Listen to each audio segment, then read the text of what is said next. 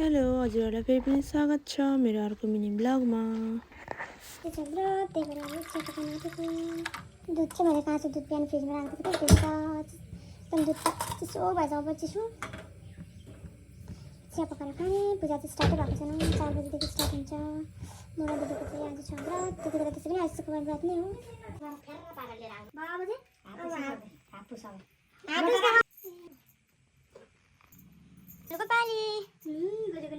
दिदी तपाईँले पैसा पनि दिनुहुन्छ अरे?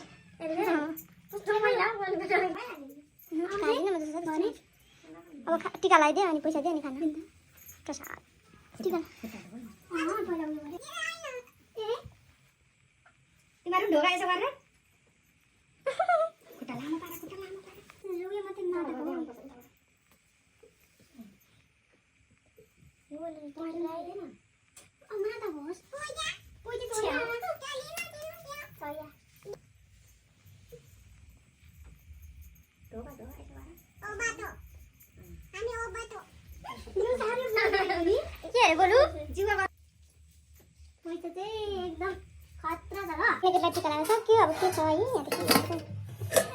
आलुदम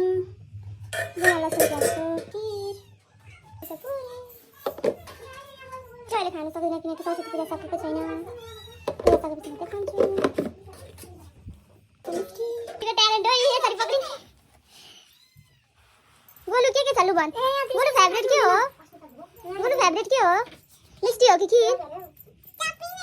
चप्पल दिनु? चम्ची दिनु अरे? र आज चाहिँ थियो दिदीको व्रतको साङ्गताको दिन। दिदीको बेहुला माताको शुक्रबारको व्रत बसेको 11 हप्ता भएर चाहिँ दिदीले 3 कन्या बेला गरेर उनीहरूलाई टिका लगाएर गोडा धोएर उनीहरूलाई खानु दिएर चाहिँ दिदीलाई व्रतको साङ्गता गरेँ। मैले चाहिँ छोटो छोटो भिडियोहरू बनाएँ। म चाहिँ पूजामा सरस्वती पूजामा बिजी थिएँ, मैले पकाउनु पनि केही पाइनँ। आज सबै दिदी मम्मीहरूले पकाएको, मैले खालि भिडियो गरेँ नानीहरू बेला गर्दै। र हामी चाहिँ घरको सकेर कन्या केटीलाई बिदा गरेर गयौँ पूजातिर। पूजा चाहिँ ढिलै स्टार्ट भएको थियो 6 बजीदेखि।